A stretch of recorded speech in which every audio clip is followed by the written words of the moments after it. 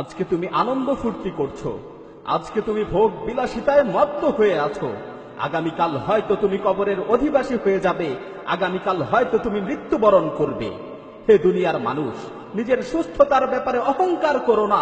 তুমি কি দেখোনি কোন ধরনের অসুস্থতা ছাড়াও কত সুস্থ মানুষ দুনিয়া থেকে বিদায় নিয়েছে? হে দুনিয়ার মোহে আচ্ছন্ন ব্যক্তি, আল্লাহর কসম করে বলছি, তুমি কবরে একাকী থাকবে, তোমাকে মাটি চাপা দিয়ে আসা হবে, তোমার এই সুঠাম দেহে কীট পতঙ্গ বাসা বাঁধবে। তোমার পূর্বে যারা দুনিয়া থেকে বিদায় নিয়েছে তাদের থেকে শিক্ষা গ্রহণ করো, তোমার পূর্বে যারা মৃত্যুবরণ করেছে তাদের থেকে শিক্ষা গ্রহণ করো। আল্লাহর শপথ করে বলছি, যখন তোমার মৃত্যু চলে আসবে তখন তুমি অনুতপ্ত হবে, যখন তোমার বিদায়ের ডাক চলে আসবে তখন তুমি অনুতপ্ত হবে।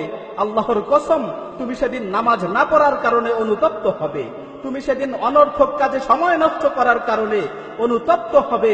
আমার প্রতিপালকের কসম করে বলছি, তুমি সেদিন নামাজ না পড়ার কারণে অনুতপ্ত হবে, তুমি সেদিন সময়ের অপচয় করার কারণে অনুতপ্ত হবে।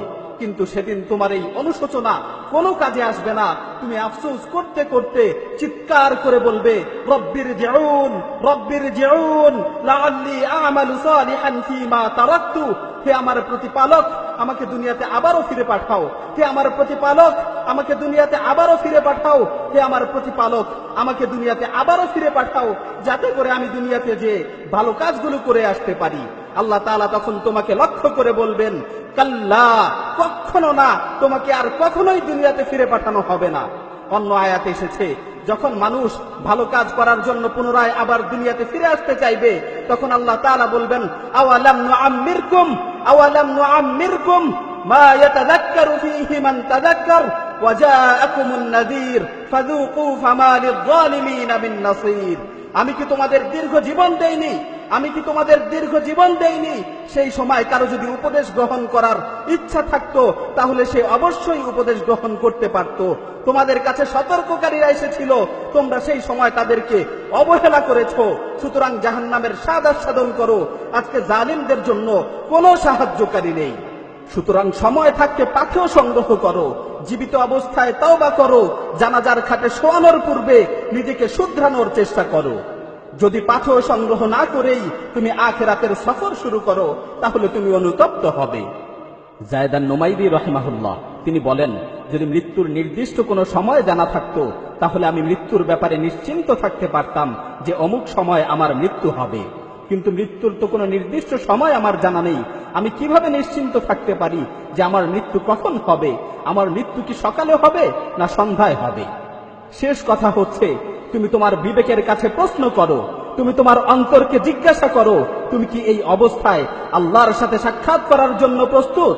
আজকে যদি তোমার মৃত্যু চলে আসে তাহলে তুমি কি মৃত্যুর সাথে সাক্ষাৎ করার জন্য প্রস্তুত? হে মৃত্যু সম্পর্কে উদাসীন ব্যক্তি, আগামীকাল তোমার মৃত্যুর ডাক চলে আসতে পারে। সুতরাং মৃত্যুর ব্যাপারে তোমার কি প্রস্তুতি রয়েছে?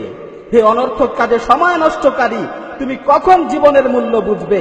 হ্যাঁ, তখনই তুমি জীবনের মূল্য বুঝবে যখন তোমার মৃত্যু চলে আসবে। হে দুনিয়ার মানুষ, আল্লাহকে ভয় করো। হে দুনিয়ার মানুষ, আল্লাহকে ভয় করো। যারা দুনিয়া ছেড়ে চলে গেছে তাদের থেকে শিক্ষা নাও। পরিশেষে আল্লাহ সুবহানাহু ওয়া তাআলার কাছে ফরিয়াদ করছি, হে আল্লাহ, আমাদেরকে আপনার দ্বীনের উপর চলার তৌফিক দান করুন, আমাদের মৃত্যুকে সহজ করুন, অন্ধকার কবরের ভয়াবহতা থেকে আমাদেরকে রক্ষা করুন, কিয়ামতের কঠিন মুহূর্তে আমাদের হিসাব নিকাশকে সহজ করুন। রব্বানা আতিনা ফিদ দুনিয়া হাসানাহ ওয়া ফিল আখিরাতি হাসানাহ ওয়া কিনা আযাবান নার। হে আল্লাহ, দুনিয়া ও আখিরাতে আমাদেরকে কল্যাণের জীবন দান করুন এবং আমাদেরকে জাহান্নামের আযাব থেকে রক্ষা করুন।